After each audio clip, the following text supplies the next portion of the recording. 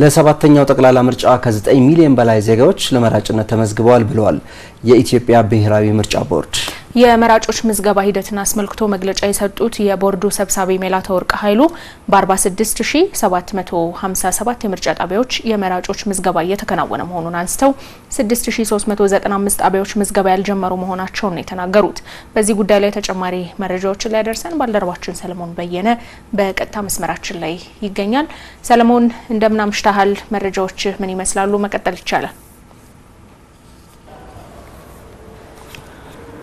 ውብርስትና ኃይለ ኢየሱስ እንደሚታወቀው ኢትዮጵያ ሰባተኛውን ጠቅላላ ምርጫ ለማከናወን በዝግጅት ላይ ትገኛለች። ይህንን ዝግጅት በማድረግ ሂደት ውስጥ የኢትዮጵያ ብሔራዊ ምርጫ ቦርድ ትልቁን ሚና ይወስዳል። የኢትዮጵያ ብሔራዊ ምርጫ ቦርድም የመራጮችን ምዝገባ ባለፈው የካቲት 28 2018 ቅዳሜ ዕለት ከማለዳው 12 ሰዓት ጀምሮ በሀገሪቱ በተለያዩ አካባቢዎች የመራጮች ምዝገባ ማካሄድ ጀምሯል። እነዚህ የመራጮች ምዝገባም በዋናነት በማኑዋል እንደዚሁም ደግሞ በቴክኖሎጂ ተደግፈው እየተከናወኑ የሚገኙ የምርጫ ምዝገባዎች ናቸው። በዚህም በተለያዩ አካባቢዎች ዜጎች በነቃ ተሳትፎ እያደረጉ እንደሚገኝ በዛሬው ዕለት የቦርዱ ሰብሳቢ ሜላተወርቅ ኃይሉ መግለጫ ሰጥተውበታል። በዚህም ከ9 ሚሊዮን በላይ ዜጎች በተለያዩ አካባቢዎች የምርጫ ምዝገባ ማድረጋቸውን አከናውነዋል። ቀደም ባለው ሀሳብ እንዳነሳውትም በማኑዋልና እንደዚሁም በቴክኖሎጂ እየተደረገ የምዝገባ ስርዓት ነው። በተለይም ደግሞ በቴክኖሎጂ በታብሌትና እንደዚሁም ደግሞ ዜጎች ካሉበት ቦታ ሆነው በቦርዱ ባዘጋጀው አፕሊኬሽን አሊያም ደግሞ መተግበሪያ ምዝገባ ያከናውኑበት እንደሆነም በዚሁ ጊዜ ተነስቷል።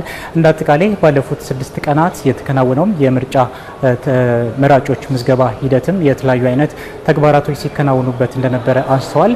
እንግዲህ በአጠቃላይ ቀደም ሲል የመራጮች ምዝገባ ቁሳቁስ ስርጭት ቦርዱ እያከናወነ እንደሆነ ይታወቃል። ይህንንም ከየካቲት 27 እስከ መጋቢት 3 ድረስ ባልተጠናቀቁ ማለትም የምርጫ የተመዝጋቢዎች ምዝገባ በሚያከናውኑ አካባቢዎች ላይ ያልተጠናቀቁ የቁሳቁስ ማደረስ ስራዎችን ቦርዱ ሲያከናውን እንደነበረ የተነሳበት ነው። በዚህም እንግዲህ ቦርዱ ከ52773 በላይ የምርጫ ጣቢያዎችን ለማቋቋምና በነዛም የተመዝጋቢዎችን ምዝገባ ለማከናወን የመራጮችን ምዝገባ ለማከናወን ስራዎችን እየሰራ እንደሆነ ይታወቃል። ነገር ግን በስካውን ሂደት ከ46000 በላይ የሚሆኑት ናቸው አገልግሎት እየሰጡ የሚገኙት። ከነዚህ ውስጥ የተቀሩት 6000ዎች ደግሞ 6000ዎች የሚሆኑ ደግሞ ምዝገባዎችን ማከናወን እንዳልተቻላቸው ምርጫ ቦርድ በዛሬው መግለጫ አስታውቋል። በዋናነትም የቁሳቁስ ስርጭት መዘግየቶች እንደዚሁም ደግሞ በአንዳንድ አካባቢዎች ደግሞ የጸጥታ ችግሮች መኖራቸው ለዚህ እንደ ምክንያት የተነሳበት ስለመሆኑ ነው የተነሳው። እንግዲህ የኢትዮጵያ ብሔራዊ ምርጫ ቦርድ ከዋናው ጽሕፈት ቤት ወደ ክልሎች የምርጫ ቁሳቁሶችን ያዘዋውራል። ከክልሎች ደግሞ ወደ ምርጫ ጣቢያዎች ደግሞ የቁሳቁስ ምደባ አሊያም ደግሞ ዝውውር የሚከናወንበት ነው። ነገር ግን በእነዚህ ሂደቶች ውስጥ የተለያዩ የሎጂስቲክስ አቅርቦት ችግሮች እንደገጠሙት ምርጫ ቦርድ በዚሁ መግለጫ አስታውቋል። ይህንንም ለመፍታት ደግሞ ከክልሎች እንደዚሁም ደግሞ ከወረዳ አስተዳደሮች ጋር የመነጋገር ስራዎችን እያከናወነ እንደሚገኝ በዛሬው መግለጫ አስታውቋል። እንግዲህ ቀደም ባለው ሀሳባችን እንደገለጽ ነው ምርጫ ቦርድ የሚያከናውናቸው የዲጂታልና የማኑዋል ምዝገባዎች በተለይም በዲጂታል ዘርፍ የሚያከናውነው ምዝገባ አዲስ እንደመሆኑ መጠን ፈተናዎች የገጠሙት እንደሆነ ምርጫ ቦርድ በዚሁ ጊዜ አስታውቋል።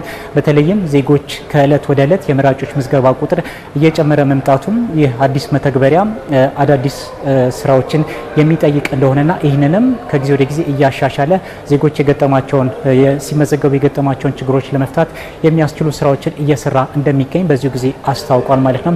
እንግዲህ በተለያዩ አካባቢዎች ደግሞ የምርጫ አስፈጻሚዎች ምደባም ሲከናወን እንደነበርና በዚህም ከ180,000 በላይ የምርጫ አስፈጻሚዎች በተለያዩ ጣቢያዎች ተሰማርተው ይገኛሉ። ነገር ግን በዚህ መካከል መንጠባጠቦች እንዳሉና እነዚህ ለመተካት በሚደረገው ጥረት የምርጫ አንዳንድ አካባቢዎች ላይ መዘግየቶች መታየታቸውን በዚሁ ጊዜ ሜላተወርቅ ኃይሉ አንስቷል።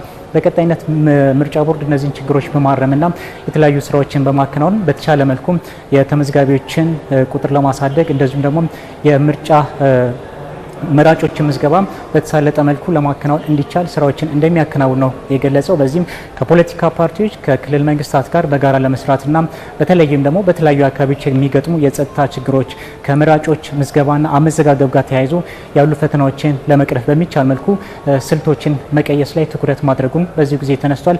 እንዳጠቃላይ በስካውን ሂደት ኢትዮጵያ ጠቅላላ ምርጫዎችን ለማከናወን ዜጎቿ እየተመዘገቡ ይገኛሉ። ይህም ከ9 ሚሊዮን 36944 በላይ ዜጎች ተመዝግበዋል። በቀጣይነትም በርከት ያሉ ዜጎች እንዲመዘገቡ ምርጫ ቦርድ የሚጠብቀው እንደሆነ በዛሬው መግለጫ ተነስቷል።